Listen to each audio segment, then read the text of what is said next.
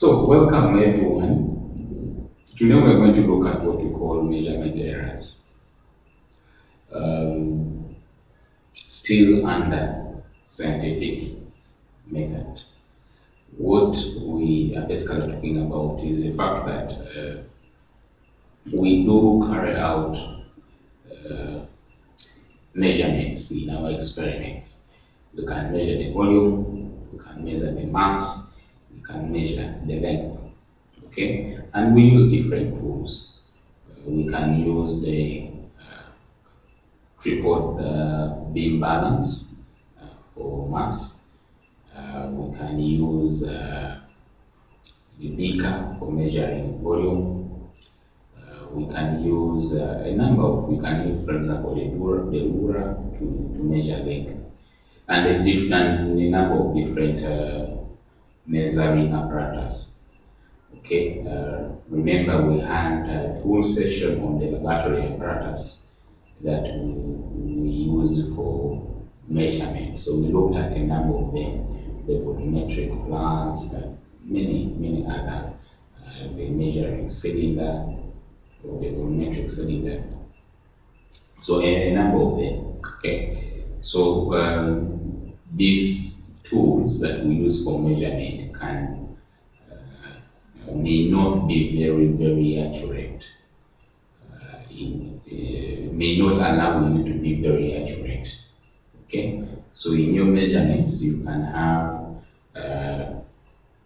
errors. Okay, you can come up with figures that are not very accurate. Okay, so that's what we are going to look at, and then after looking at that, we shall look at what we call significant figures, and then we shall look at scientific notation. These are all concepts that are very important in kicking off our careers in sciences. And it is very important that we really grasp them. They are not hard concepts to know, to understand, but you need to pay more attention for you to be able to understand these concepts properly. Okay? So let's basically start.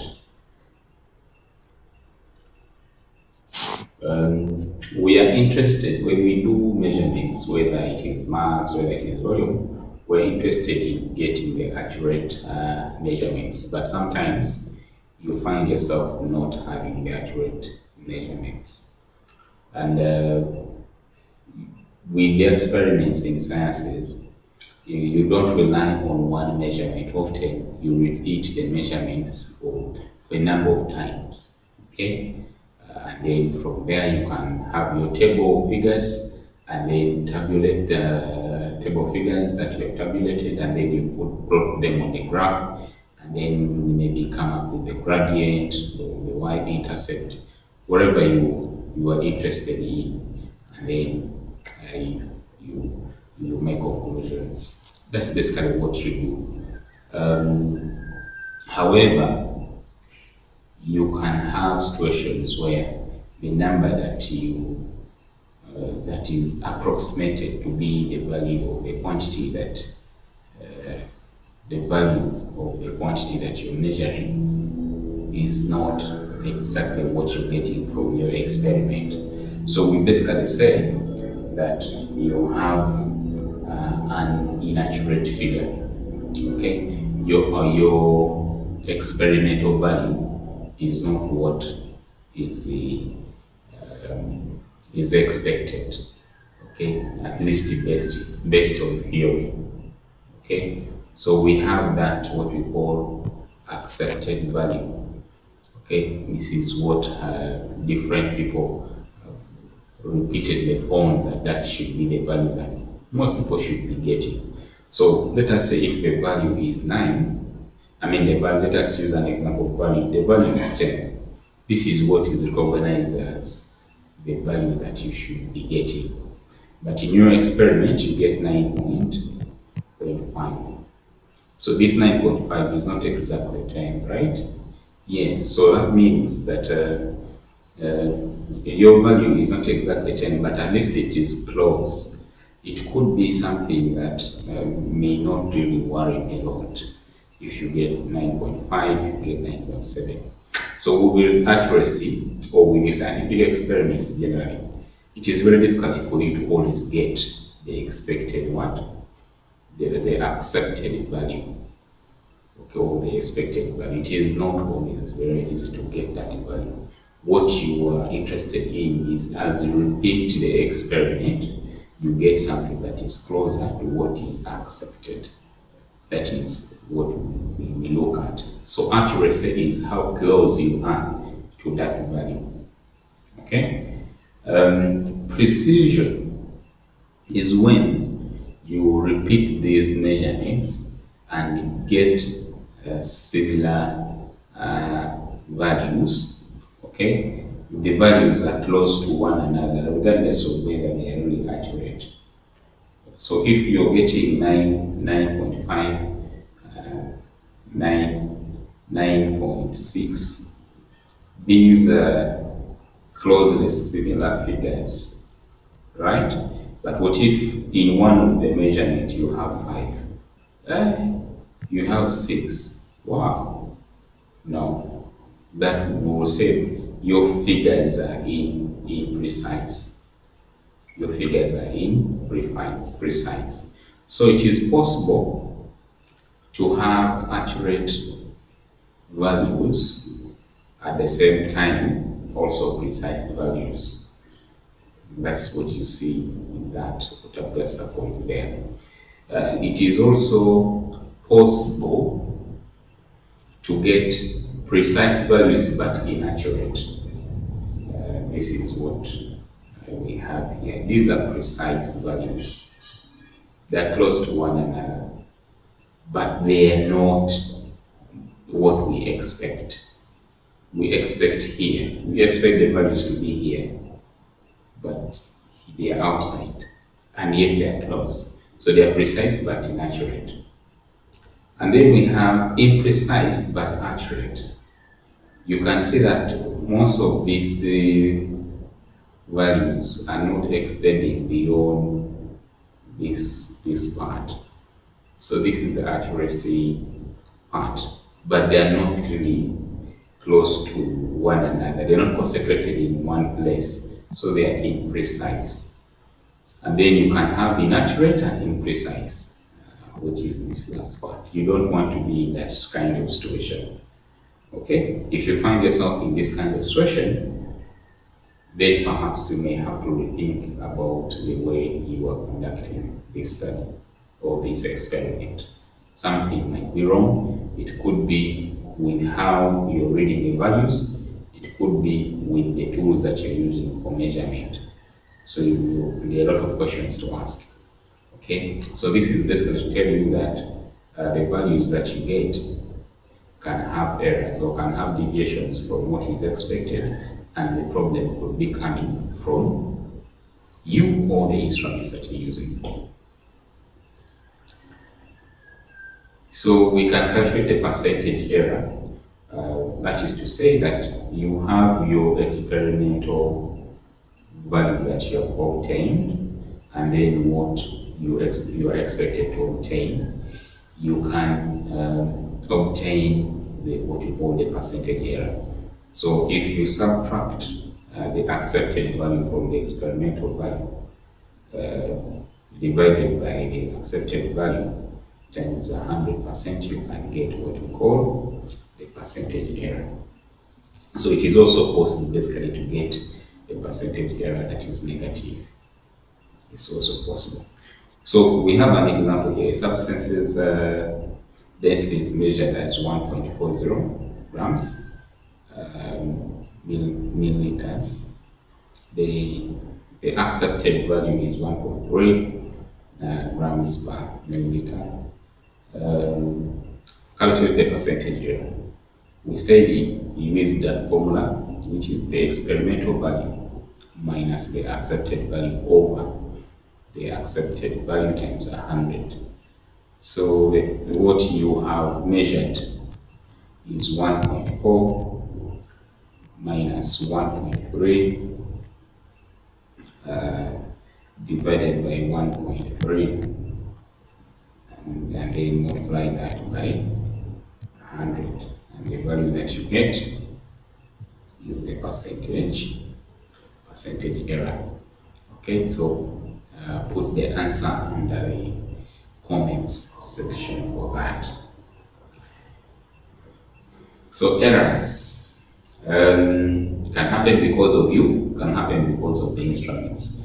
Can happen because of you, because maybe you have not been trained properly to take the readings. The other thing is, where do you place your eye when you take the reading? The reading should be, you place your eye at the same level with the reading that you want to take. Okay, that is one concept. If you are above, you may not see properly. If you are below the line of, if you're taking, for example, the volume of the liquid in a beaker or in a pipette, then of burette, for example, it should be at the eye level. Okay, if you are shorter than where the thing is, you have wrong readings. If you are above, then you have wrong readings. Okay, so that is about you. And then the other thing is that it could be because the tool you're using for measurement is not graduated to the precision that you actually want, or the precision that is required of you, okay, for that measurement. So as you go on, you realize that the levels of precision are not the same for all measurements that we actually carry out. These precision levels are different, okay, and therefore the tool that you use for measurement should be the appropriate one in terms of course, convenience, but in terms of even graduation. When we talk about graduation or calibration, we are talking about these lines that indicate the values. Okay, for example, here the values are far apart, right? You have one here, one there, one there.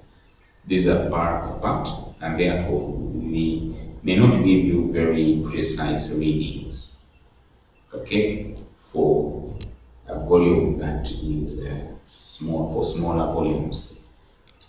And then this one also, the graduation is too close and it is very difficult to read that graduation. But if you have graduation that is too close and the volume that you are measuring is actually also very small, then it is okay to use it. Okay, so it is very important to know what tool to use for measurement. For practical purposes, if you are going to measure your plot, you're going to buy a plot of land, you cannot use your 100-meter ruler. It is not convenient. Okay, it is not convenient. It may give you errors. You have a lot of errors by them. Okay, so that may not be very accurate. So to know the tools to use, that is very important. Okay, so tools have limitations. Know what to do, and then different tools have different precision levels. So that calibration is very important. With the triple beam balance, there's also, they have very good graduations, but of course also the technique, the reliability also depends on you who is using it. Okay, if you are, for example, measuring in a place where there is a lot of wind, you will have it swinging up and down. So the conditions may not really allow you. Maybe you are very good at taking the measurement, but the conditions are not allowing you what we have just explained there. So you can see errors will always happen. In science, it is not bad to actually acknowledge that they are not very sure of what the exact value is, as long as you say but I expect the value to be between this and that. So random errors will always happen, but of course we don't want to have a lot of errors that can be minimized. We need to minimize these errors in science, but they will always happen. And that's why we can we should be always taking into consideration the values for the percentage error.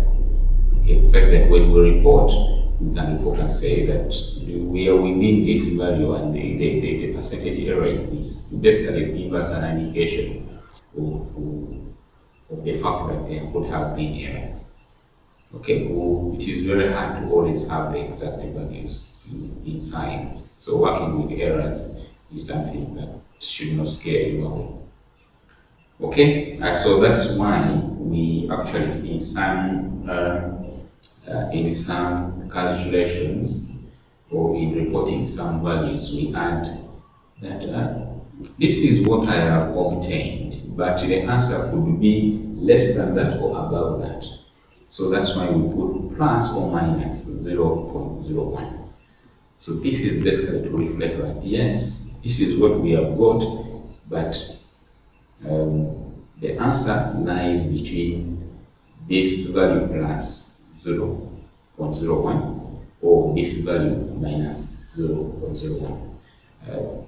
When you see this, that is what we do. So we are not very much interested in fidgeting with numbers such that we are very accurate. The teacher has told you the expected answer is 9, and that is what you always want to, 10, and that is what you want to arrive at. Not necessarily. Okay, so if you get 9.5, 9.6, you should feel okay with those ranges. Okay, that's what scientists do. And this actually can be explained with this, by this, what you see here. So this is the same liquid, nothing has changed. This is the same container. You have taken the first reading. This is what you see. It is just below the line. You go and do something else, and then you come back and take the reading again, and as if you see it is above that. That's what we call a random error. Okay? So it is very hard to be always very accurate. Now we go to our second concept, which is significant figures. So you see this figure here.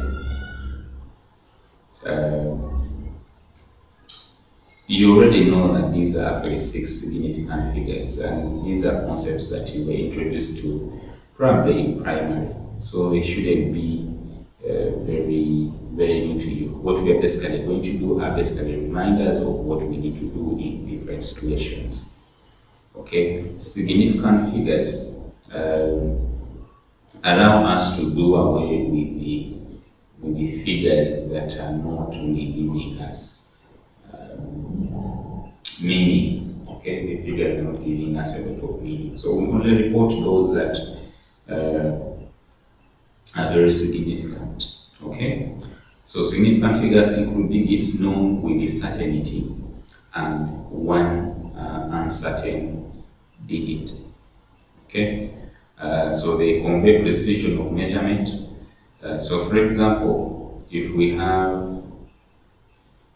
if this is the measurement that we took, I don't know, measurement for the volume of a liquid and this, and we have written it like this, all the 6 figures.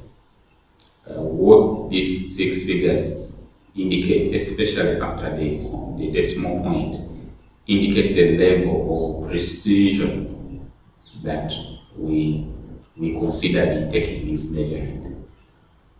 So a figure of, let us say, if we write that as 3.344.8, this is less precise than this. So this is more precise. That's what we basically mean with significant figures. Okay? Yes. But if we write 344.8 800.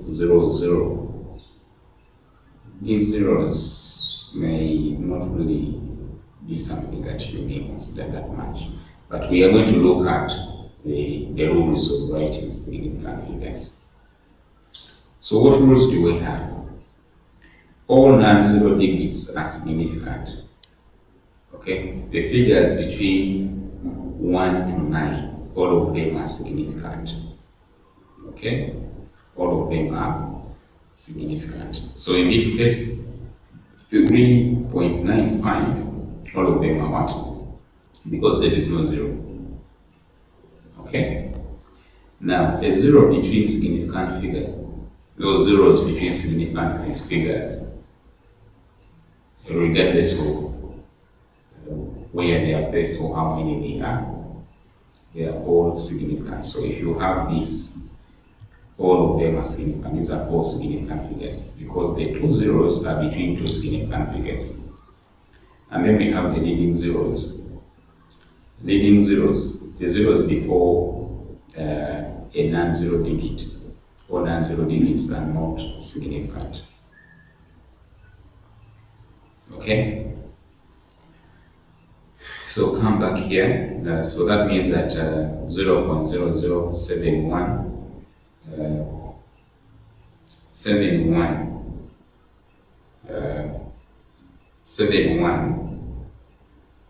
are the significant figures. Okay?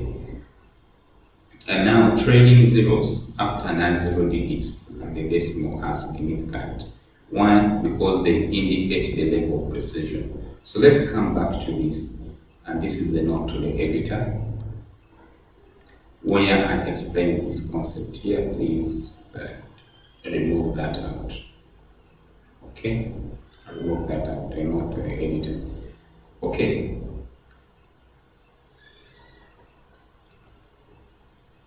And then we got the concept, the third concept, which is basically the last concept about rounding off.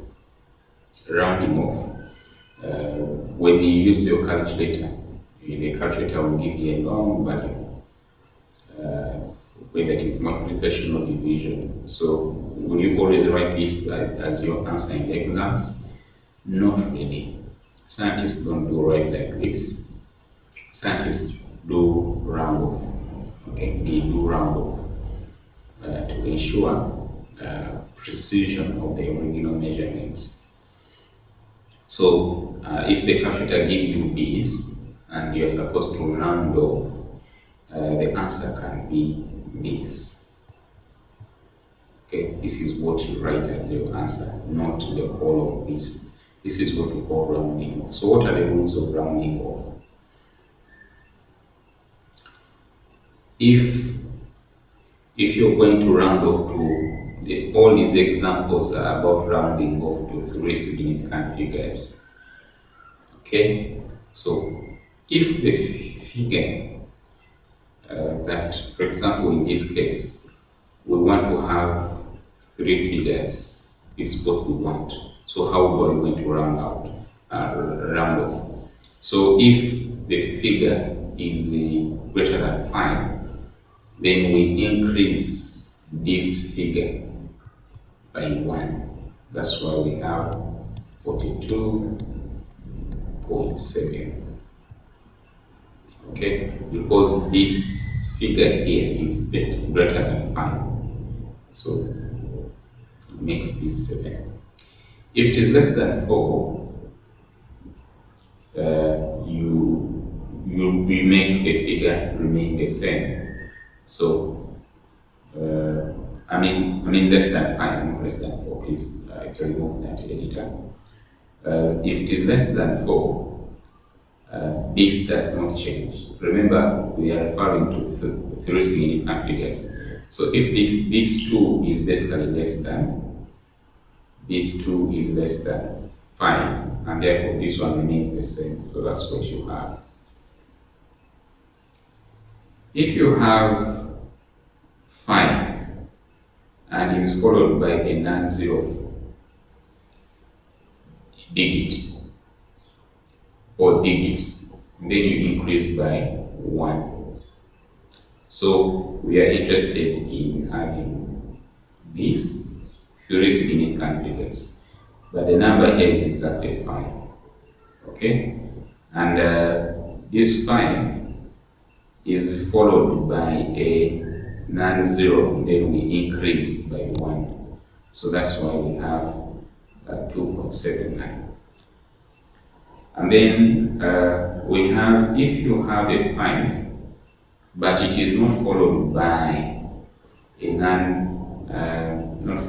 non-zero digit, then an odd preceding the digit, then you increase by 1.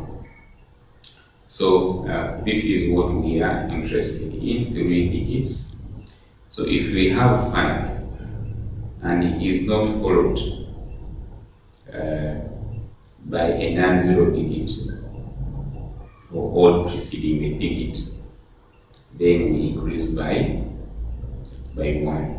So we have this figure, because this is actually an odd number. Okay, so that is the rule there. And then the rusty rule that we have here is that if the figure is 5, but it is not followed by a non-zero digit one, it is even, it remains the same. So you have, this is what we are interested in, and the figure here is 5, and it is not followed by a non-zero digit, and the number here is even, then it remains the same. So that's why we have that. Okay? So other things that you need to note, you can have addition of figures where you have decimal points, and therefore different significant numbers, the things that you're adding. For example, you're adding this 25.1 grams plus 2.03 grams. These ones are 3, these ones are 3, but the decimal point, this one is that we have the decimal point is followed by two figures, 2 significant figures. Here the decimal point is followed by 1 significant figure. So the answer that you get is this value here. So how do you round off this answer, given that you have these quantities that you have added? The rule is that the answer should match the least precision. The least precision. So remember, when you have 2.001, this is high precision. If you have 2.01, this is less precision, right? Less precision, more precision. So we are saying that check the answer to match the least precision. So in this case, the least precision is this. So that means that the decimal point is followed by only 1 significant figure. And then we come to multiplication. The result must have no more significant figures than the least precision. Okay? The least precision, in this case, is actually this. Okay? This is the least precision. So this is the answer you get. Therefore, you round off to 0.360. I hope you have understood the concepts to do with the errors that happen in measurements and the issues of significant figures and scientific notation.